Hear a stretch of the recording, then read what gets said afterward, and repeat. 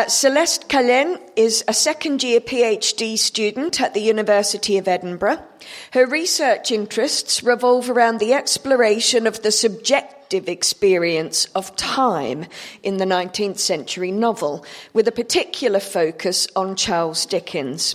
Her doctoral research explores the 19th century novel's anticipation of the modern way of thinking about time, with a particular emphasis on the relationship between Dickens's fiction and the French philosopher Henri Bergson's philosophy of the subjective experience of time as durée, or duration. Her work on the depiction of spectacle and guilt in Dickens's Oliver Twist and Mary Elizabeth Braddon's Lady Audley's Secret has been published recently in the Assassi Messenger's Winter Journal. Sensation, Mystery and Detection in the Victorian Novel. Her paper today is The Experience of Marginality and Rejection in Thomas Hardy's Tess of the D'Urbervilles. Hello everyone, thank you so much for having me today to talk about Hardy's Tess of the D'Urbervilles. I will be talking about the experience of marginality and rejection.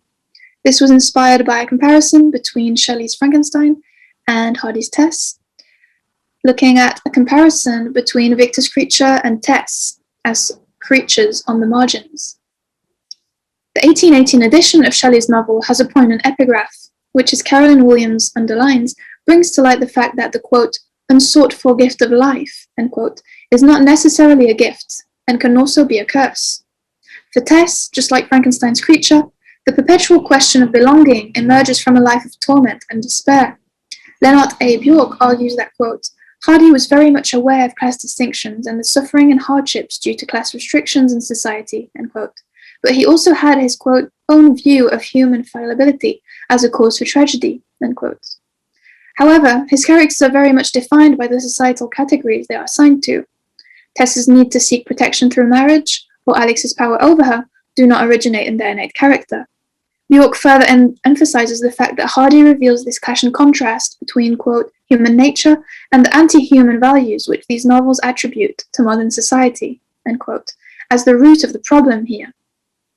Hardy's Tess, much like Victor's monster, are the victims of the lack of individual agency in a society in which difference or undesirable paths are not only judged and set aside, but actively persecuted.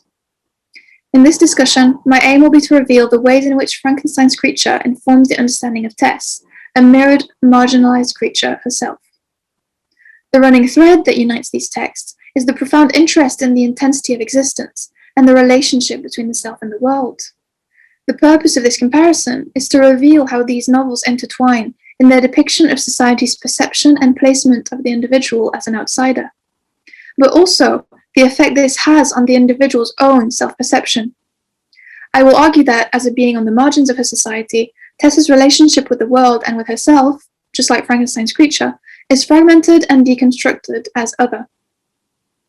In these societies' contexts, the experience of being outcast could happen as soon as an infant was born, if this birth occurred out of wedlock. The birth of Frankenstein's creature is peculiar, because this birth is unprecedented in its nature, and therefore was yet untouched by society's prejudice. From the moment of its creation, however, the creature was dismissed as unworthy in the eyes of his own creator, first referred to as, quote, lifeless thing, a creature, a wretch, and then a monster.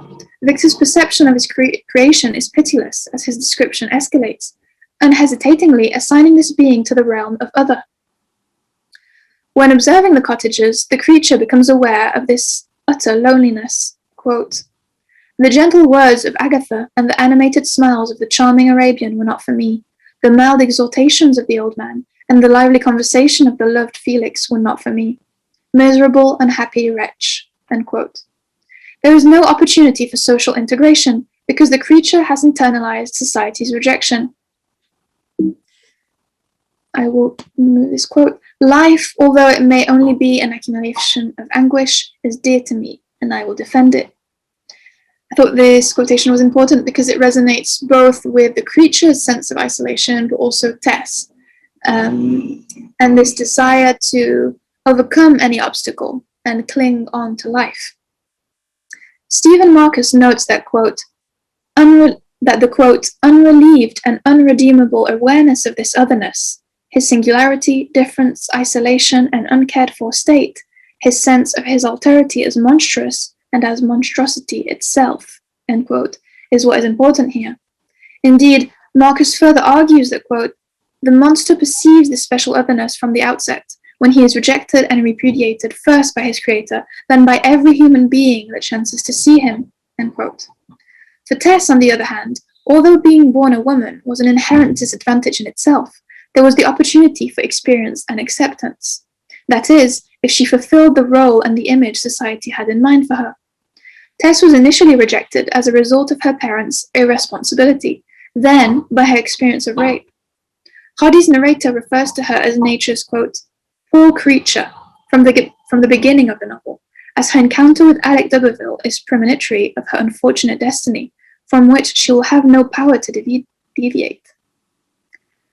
Indeed, Frankenstein's creature and Tess are inherently vulnerable to society's perception of them. Unable to shape their own image, it is the way society perceives them which shapes their experience of life.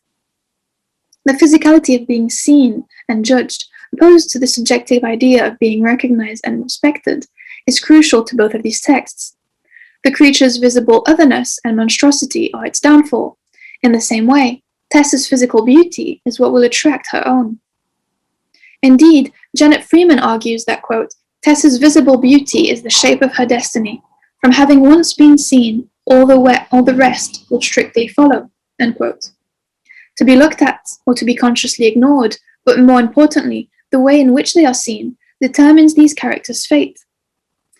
Women's physical beauty is a source of power and a source of objectification at the same time, as it attracts potential marriage and social elevation, as well as the risk of being solely seen as a body, rather than an individual with free will. This quote in Tess of the D'Urbervilles is very important here. A field man is a personality afield. A field woman is a portion of the field. She has somehow lost her own margin, imbibed in the essence of her surrounding, and assimilated herself with it. Men here are active individuals in themselves. Women, on the other hand, are passively fading into the charming background. Physical appearance is both alienating and powerful.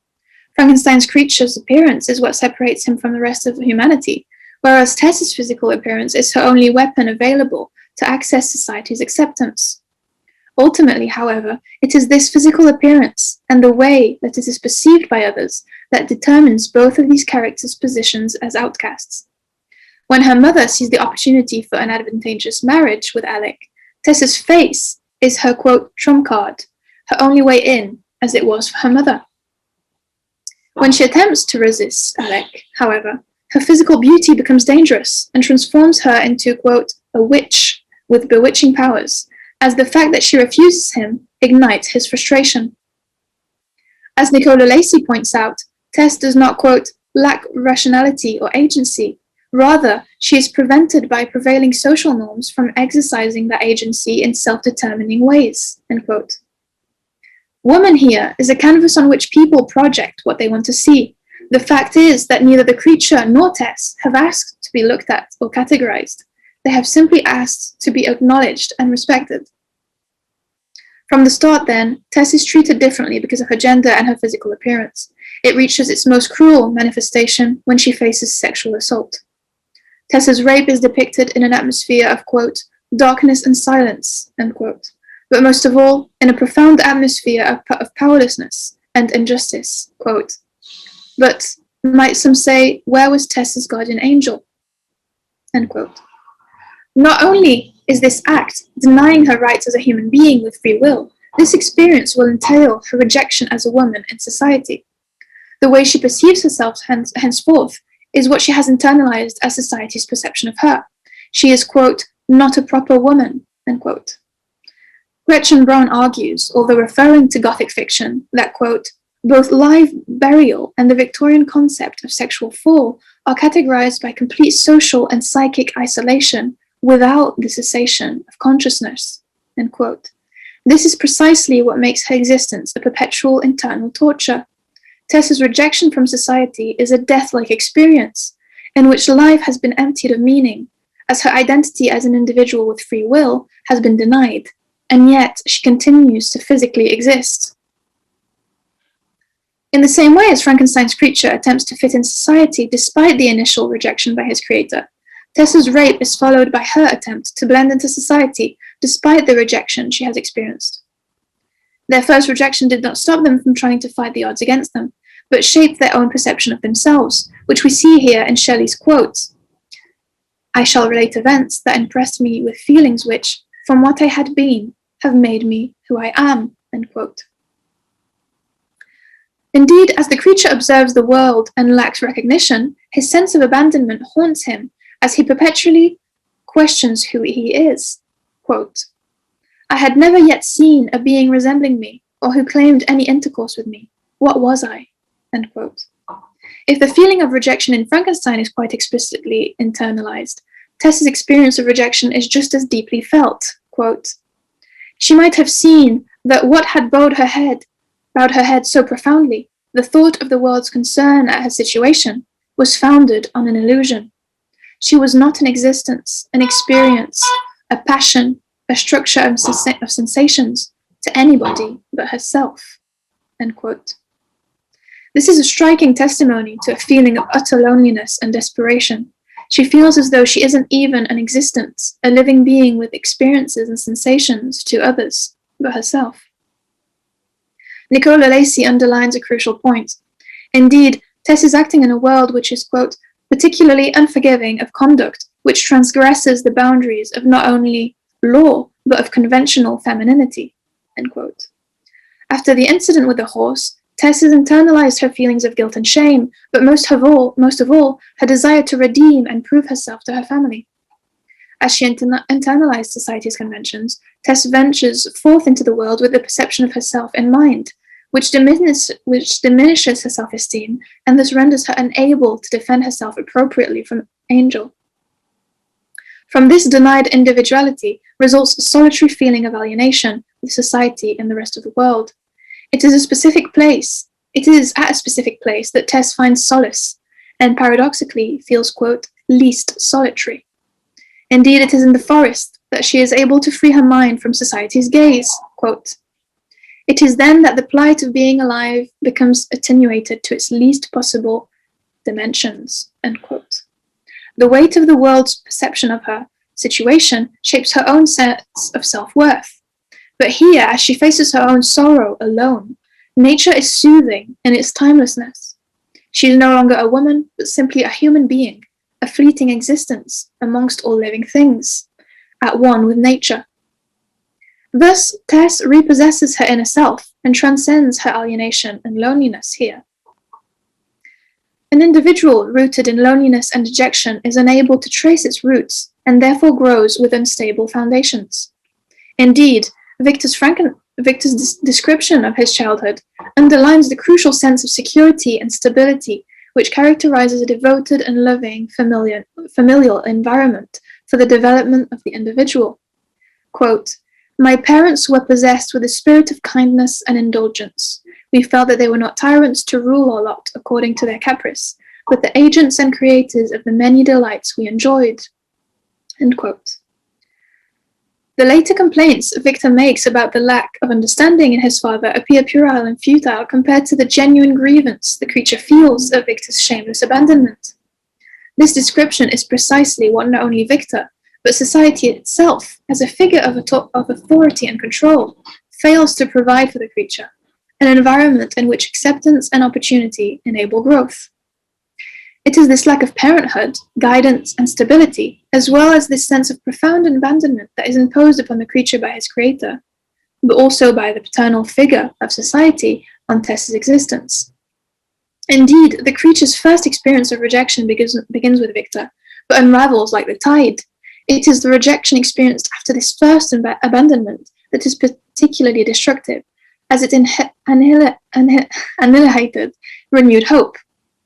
The creature's aspirations ignited as he observed the cottagers, expecting that he could eventually feel accepted by them.